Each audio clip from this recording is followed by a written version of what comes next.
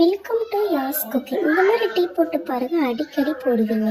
ஒரு சட்டியில் கொஞ்சம் தண்ணி ஊற்றிட்டு அப்புறம் ஒரு கிளாஸ் பால் ஊற்றிக்கிறணும். ஒரு கிளாஸ் பாலுக்கு நான் 2 துண்டு இஞ்சி 2 ஏலக்காய் எடுத்துக்கிட்டேன். இதை நல்லாவே நம்ம இடிச்சுக்கிறணும்.